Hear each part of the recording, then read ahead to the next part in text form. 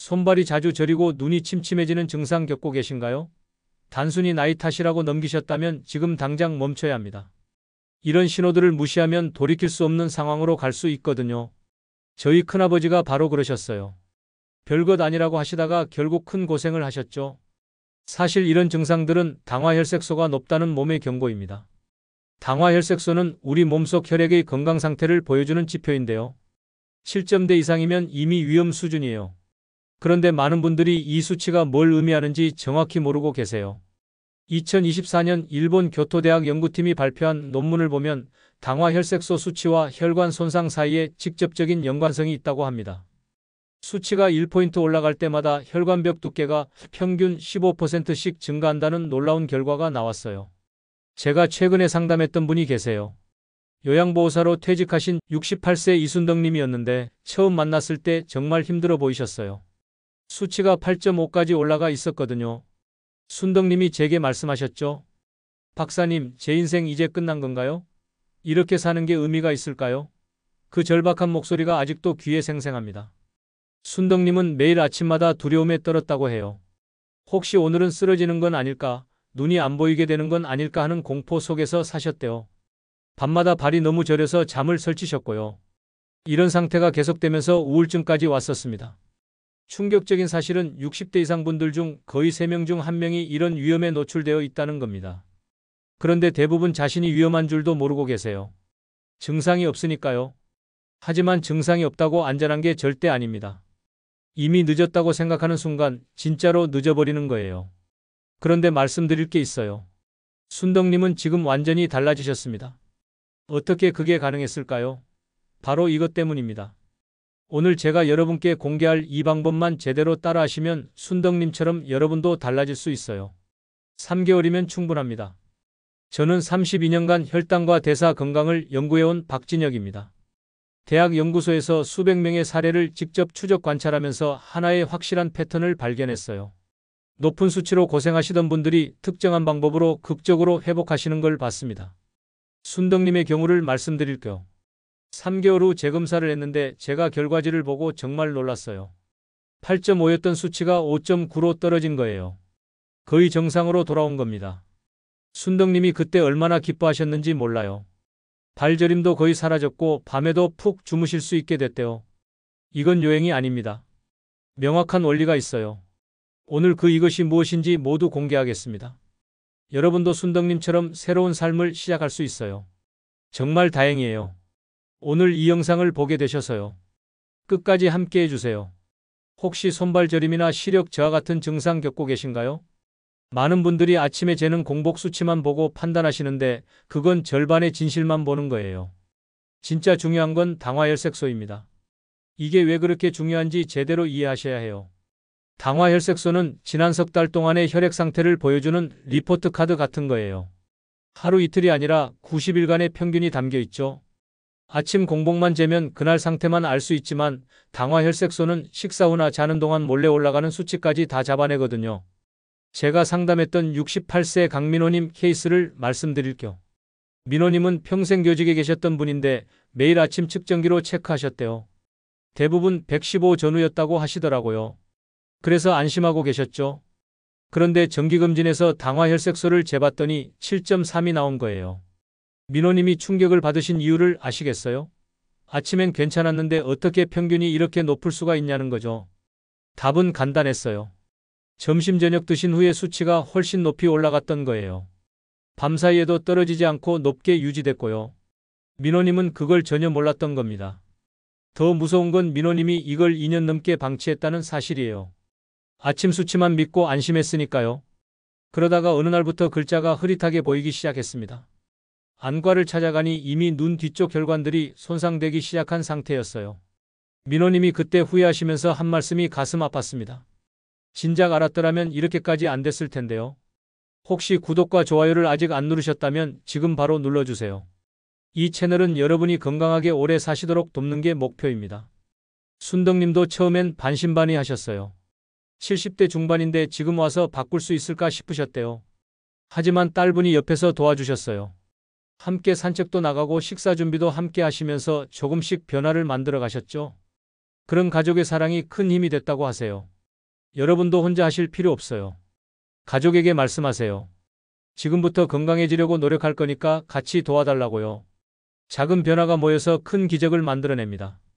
그럼 이제 우리 몸속에서 실제로 어떤 일이 벌어지고 있는지 자세히 알아보겠습니다.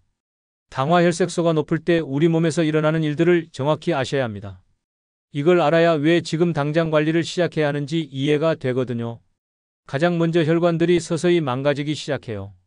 혈액 속 과도한 당 분자들이 혈관 안쪽 벽에 계속 달라붙으면서 상처를 내거든요. 이게 반복되면 혈관벽이 두꺼워지고 탄력을 잃어버립니다. 마치 오래된 고무호스가 딱딱해지듯이요. 미국 메이오 클리닉 연구소의 2023년 발표 자료를 보면 수치가 높을수록 혈관 노화 속도가 기하급수적으로 빨라진다고 해요. 제가 만났던 63세 윤미선님 사례를 말씀드릴게요.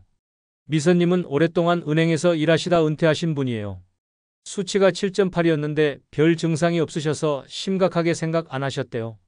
그런데 어느 날 갑자기 가슴이 답답하고 숨쉬기가 힘들어지셨어요. 응급실로 가셨더니 혈관이 많이 좁아져 있다는 얘기를 들으셨죠? 미선님이 제게 물으셨어요. 박사님, 저는 담배도 안 피우고 술도 거의 안 마시는데 왜 이렇게 됐을까요? 제가 답해드렸죠. 높은 당 수치가 몇 년 동안 혈관을 계속 공격했기 때문이라고요. 미선님은 그제야 심각성을 깨달으셨습니다. 다음으로 신장이 서서히 기능을 잃어갑니다. 신장은 우리 몸의 필터 역할을 하는데 여기에도 아주 가느다란 혈관들이 수없이 많이 모여 있어요. 높은 당이 이 미세한 혈관들을 하나씩 막아버리는 거예요. 유럽신장학회 저널에 실린 연구를 보면 우리나라에서 투석이 필요한 분들 중 절반 이상이 높은 당 수치 때문이라고 합니다. 75세 정태수님을 기억해요. 태수님은 건설 현장에서 평생 일하신 분이라 체력이 정말 좋으셨어요. 그래서 당 수치가 좀 높아도 별 문제 없다고 생각하셨대요. 그런데 정기검진에서 신장 수치가 많이 안 좋게 나왔어요. 전문가가 이대로 가면 투석이 필요할 수도 있다고 했을 때 태수님이 얼마나 놀라셨겠어요. 태수님이 제게 하신 말씀이 있어요. 투석은 절대 받고 싶지 않아요. 어떻게든 막아보고 싶습니다. 그 간절함이 제 마음을 움직였습니다. 다행히 태수님은 아직 완전히 망가지기 전이었어요. 지금부터라도 적극적으로 관리하면 더 나빠지는 걸 막을 수 있다고 말씀드렸죠. 세 번째로 시력에 문제가 생깁니다. 눈 뒤쪽 망막에도 실핏줄처럼 가는 혈관들이 빽빽이 차 있거든요. 높은 당이 이 혈관들을 터뜨리거나 막으면 점점 앞이 안 보이게 돼요. 실제로 성인 실명의 주요 원인이 바로 이거예요. 앞서 말씀드린 강민호님이 정확히 이 경우셨어요. 처음엔 약간 뿌옇게 보이는 정도였는데 점점 심해졌죠. 안과 전문가와 여러 차례 상담하고 치료도 받으셨어요. 민호님이 제게 말씀하셨죠. 진작 수치를 관리했더라면 이런 일까지는 안 당했을 거예요. 정말 속상합니다. 네 번째로 신경계가 손상됩니다. 발끝이나 손끝부터 감각이 무뎌지고 찌릿찌릿한 통증이 오기 시작해요. 심해지면 감각을 완전히 잃어버리기도 하죠. 일본 오사카 의료센터 연구팀의 2024년 보고서를 보면 수치가 8점 이상인 분들의 거의 반 정도가 이런 신경 증상을 겪는다고 해요. 순덕님도 처음 만났을 때 발이 정말 많이 저리다고 하셨어요. 밤에 잠을 못 잘 정도로 불편하다고요. 양말을 신을 때도 발 감각이 이상해서 힘들다고 하셨죠. 이 모든 게 높은 당 수치 때문이었던 거예요. 하지만 관리를 시작하면서 발 저림도 점점 나아지셨습니다. 그렇다면 이런 무서운 일들을 막으려면 어떻게 해야 할까요? 답은 당화혈색소를 낮추는 거예요. 목표는 6.5 이하, 가능하면 6.0 근처로 유지하는 겁니다. 그런데 중요한 포인트가 있어요. 약만으로는 한계가 있다는 거예요. 약은 분명히 도움이 돼요. 하지만 근본 해결책은 아니에요. 왜냐하면 약은 증상을 일시적으로 억제할 뿐 원인 자체를 고치지는 못하거든요. 진짜 원인은 우리 몸의 세포들이 인슐린을 제대로 받아들이지 못하는 상태예요. 인슐린은 당을 세포 안으로 넣어주는 문 같은 거예요. 그런데 그 문이 제대로 안 열리면 당이 혈액 속에 계속 떠다니는 거죠. 이 문을 다시 잘 열리게 만드는 가장 좋은 방법이 바로 생활 방식을 바꾸는 겁니다. 영국 뉴캐슬 대학교의 로이 테일러 교수팀이 진행한 대규모 연구가 있어요. 제2형 당뇨를 가진 분들에게 집중적인 생활 개선 프로그램을 제공했더니 1년 후에 참여자의 거의 절반이 약 없이도 정상 수치를 유지하게 됐다고 해요. 이게 바로 과학이 증명한 희망입니다. 미선님이 바로 이 사례죠. 미선님은 처음에 절망하셨지만 포기하지 않으셨어요. 제가 알려드린 방법들을 차근차근 실천하셨어요. 6개월 후 수치가 7.8에서 6.4로 떨어졌습니다. 약도 줄일 수 있었고요. 미선님이 제게 말씀하셨죠. 이제 희망이 보여요. 살아갈 이유가 생겼습니다. 여러분, 이게 바로 우리가 믿어야 할 과학적 근거예요. 늦지 않았어요. 지금부터라도 시작하면 충분히 바뀔 수 있습니다. 그럼 이제 구체적으로 뭘 어떻게 해야 하는지 하나씩 알려드리겠습니다. 집중해 주세요. 혹시 갈증이 심하거나 화장실을 자주 가시나요? 피로감이 심하신가요? 이런 증상이 있다면 지체하지 마시고 전문가와 상담하세요. 그리고 당화혈색소 검사를 꼭 받아보세요. 빨리 발견할수록 관리가 쉬워지거든요. 혼자서 힘드시다면 주변에 도움을 요청하세요. 미선님처럼 가족의 응원이 정말 큰 힘이 됩니다. 작은 성공을 경험할 때마다 자신을 칭찬하고 격려하는 것도 중요해요. 그럼 이제 실제로 혈당을 잡는 구체적인 방법들을 알아보겠습니다. 그럼 구체적으로 어떻게 하면 될까요? 이 질문에 대한 답이 오늘의 핵심입니다. 순덕님과 미선님이 성공한 방법을 지금부터 하나씩 공개할게요. 총 5가지인데 하나도 어렵지 않아요. 오늘 저녁부터 바로 시작할 수 있습니다. 먼저 식사할 때 순서를 의식적으로 바꿔보세요. 지금까지 어떻게 드셨나요? 밥을 먼저 떠서 드셨나요? 오늘부터는 완전히 달라져야 해요. 제대로 된 순서는 이거예요. 채소를 가장 먼저 5분 동안 천천히 드세요. 상추든 나물이든 뭐든 괜찮아요. 그 다음에 고기, 생선, 두부 같은 단백질 반찬을 드시고요. 밥은 정말 마지막에 드시는 겁니다. 왜 이게 효과가 있을까요? 채소 속 섬유질이 위장 안에서 그물망 같은 구조를 만들어요. 그러면 나중에 들어오는 밥이나 빵이 그 그물에 걸려서 천천히 소화되는 거죠. 유럽 영양학회 저널 2023년 논문을 보면 이 방법으로 식후당 급등을 40% 가까이 줄일 수 있다고 해요. 태수님이 이 방법을 시작했을 때 변화가 정말 눈에 띄었어요.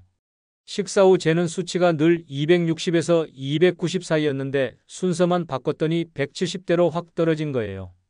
먹는 음식은 그대로인데 순서만 바꿨을 뿐이에요. 태수님이 얼마나 신기해하셨는지 몰라요. 이런 간단한 방법이 이렇게 큰 효과를 낸다니요. 그런데 여기서 주의할 점이 있어요. 채소는 충분한 양을 드셔야 해요. 김치 한두 점 드시고 끝내시면 안 돼요. 최소한 밥그릇 가득 정도는 드셔야 효과가 나타납니다. 그리고 김치보다는 신선한 생채소나 데친 채소가 훨씬 좋아요. 상추, 양배추, 브로콜리, 시금치 이런 걸 드세요. 두 번째는 식사 끝나고 10분만 움직이는 거예요. 밥 먹고 바로 누워서 TV 보시나요? 그럼 수치가 하늘 높이 치솟습니다. 식후 딱 10분만 천천히 걸으세요. 밖에 나가기 힘드시면 집안을 왔다 갔다 하셔도 충분해요. 이게 왜 중요한지 아세요? 식사 후 30분에서 1시간 사이가 수치가 가장 높이 올라가는 시간이거든요. 이때 몸을 움직이면 근육이 혈액 속당을 연료로 써버려요. 마치 진공청소기가 먼지를 빨아들이듯이요. 70세 오수진님을 기억합니다. 수진님은 평생 학원 강사로 일하신 분이에요. 수치가 7.4였는데 매 식사 후 10분 걷기만 추가하셨어요. 3개월 후 6.7로 떨어졌습니다. 다른 건 하나도 안 바꾸고 이것만 추가하신 거예요. 수진님이 저한테 말씀하셨죠. 이렇게 쉬운 걸 왜 진작 몰랐을까요? 주의하실 점이 있어요. 너무 격하게 움직이시면 안 돼요. 편하게 산책하듯이 걸으세요. 무릎이 안 좋으시면 의자에 앉아서 팔다리를 천천히 움직이는 것만으로도 효과가 있어요. 중요한 건 식후에 가만히 있지 않는다는 거예요. 세 번째는 물을 의식적으로 많이 마시는 겁니다. 하루에 물을 얼마나 드시나요? 커피나 차는 제외하고 순수한 물만요. 최소 2리터는 드셔야 해요. 물을 충분히 마시면 혈액 농도가 묽어지면서 당 농도도 자연스럽게 낮아져요. 게다가 신장이 소변으로 과한 당을 내보낼 때 물이 꼭 필요하거든요. 그런데 타이밍이 정말 중요해요. 식사 30분 전에 한 잔, 식사 2시간 후에 한 잔 이렇게 나눠서 드시는 게 베스트예요. 식사하면서 물을 벌컥벌컥 마시면 소화액이 묽어져서 오히려 소화가 안 될 수 있거든요. 62세 한경숙님이 계세요. 경숙님은 전에 하루 물을 커피 한두 잔 외에는 거의 안 드셨대요. 제가 휴대폰 알람을 2시간마다 맞춰놓고 그때마다 물 한 잔씩 마시라고 권했어요. 2개월 만에 아침 공복 수치가 150에서 115로 떨어졌습니다. 물만 마셨을 뿐인데요. 네 번째는 잠을 제대로 자는 겁니다. 잠을 설치시나요? 밤에 자주 깨시나요? 그럼 수치 관리가 정말 힘들어요. 잠이 부족하면 우리 몸이 스트레스 상태가 돼요. 시카고 대학 수면연구소의 2023년 발표를 보면 수면 부족인 사람들의 인슐린 반응성이 35% 이상 떨어진다고 해요. 왜 그럴까요? 잠을 못 자면 스트레스 호르몬이 증가하거든요. 이 호르몬이 간에 신호를 보내 당을 만들어내라고 명령해요. 그래서 아침에 일어났을 때 공복 수치가 높게 나오는 거예요. 그럼 어떻게 하면 될까요? 매일 같은 시간에 잠자리에 드는 습관을 들이세요. 밤 10시 30분이면 10시 30분 정해진 시간을 지키는 게 정말 중요해요. 저녁 7시 이후에는 커피를 끊으세요. 녹차나 홍차도 마찬가지예요. 자기 일 시간 전에는 스마트폰을 멀리 두세요. 화면에서 나오는 빛이 수면 호르몬 분비를 막거든요. 65세 김동철님은 불면증으로 고생하셨어요. 수치가 7.6이었는데 수면만 개선했더니 6.9까지 떨어졌습니다. 동철님은 침실을 완전히 어둡게 하고 온도도 시원하게 유지하셨어요. 저녁에 가벼운 산책도 하시고요. 그랬더니 잠이 훨씬 잘 오더래요. 오늘 저녁부터 채소를 가장 먼저 드세요. 밥그릇 가득 채소를 5분 동안 천천히 드시는 거예요. 그리고 식사 끝나고 소파에 앉지 말고 10분만 걸으세요. 집안을 천천히 돌아도 충분합니다. 이것만 해도 수치가 확 달라지는 걸 느끼실 거예요. 4가지를 말씀드렸는데 사실 가장 중요한 게 하나 남았어요. 많은 분들이 앞에 4가지를 다 지켰는데도 수치가 안 떨어진다고 하세요. 왜 그럴까요? 바로 5번째 핵심을 놓치고 계시기 때문입니다. 그게 뭔지 아세요? 바로 마음 관리입니다. 화가 나거나 불안하면 수치가 올라간다는 거 아셨나요? 실제로 정신적 스트레스는 당이 숨은 적이에요.